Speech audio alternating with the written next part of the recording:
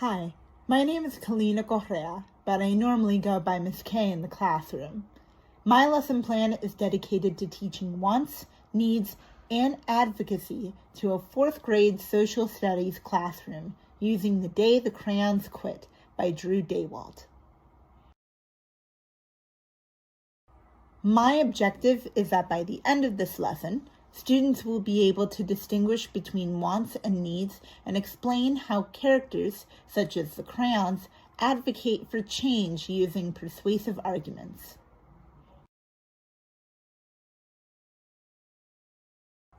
In order to first engage the students in the activity, I began by taking out a red crayon and asking my students to put themselves in the crayon's shoes. What would you need to do your job as a crayon well? What might you want that makes you feel appreciated? I will introduce the activity with the description listed below, setting a clear objective for the students to focus on throughout the lesson. In this section, I have 3 higher order thinking questions that I want the students to answer to assess their prior knowledge before going into the material. What's the difference between something you need and something you want? Have you ever felt like something was unfair? What did you do about it? Have you ever had to speak up for yourself or for someone else? These questions will be read aloud in order to aid those that might have trouble with reading comprehension.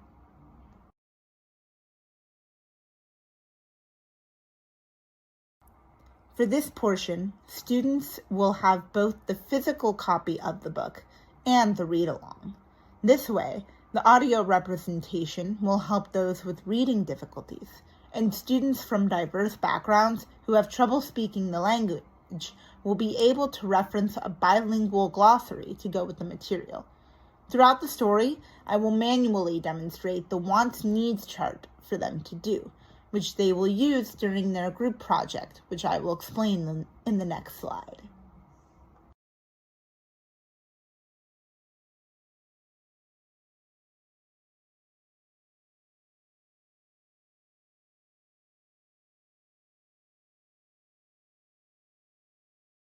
I will now place students in groups of 5. This promotes group collaboration and connection with everyone in the classroom, including students who they might not know just yet.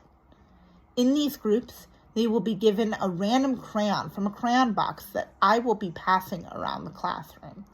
With this crayon, they will be making a poster advocating for their crayon's cause. They will need to provide their crayon's wants and needs, why it matters, as well as a persuasive slogan or catchphrase that promotes their cause.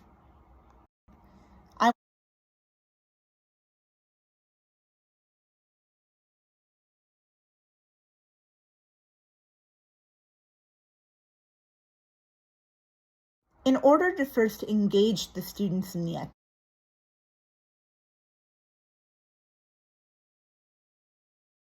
after the groups have finished presenting their posters, they will move on to an individual assignment where they will create a mini poster using drawings or persuasive phrases that reflect the wants and needs of a crayon of their choosing or a crayon that they have the opportunity to invent themselves. I will be using this criteria to grade them as their assessment.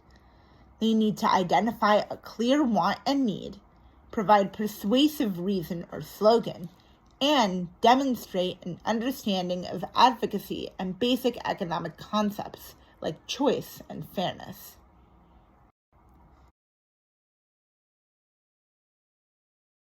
People who want change in their communities or jobs. I will then assign a homework assignment.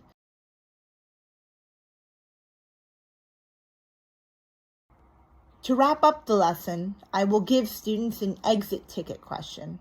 How are the crayons acting like real people who want change in their communities or jobs? I will then assign a homework assignment.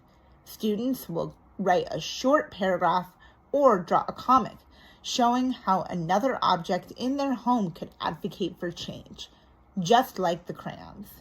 Thank you so much for listening. This has been Miss K. Goodbye.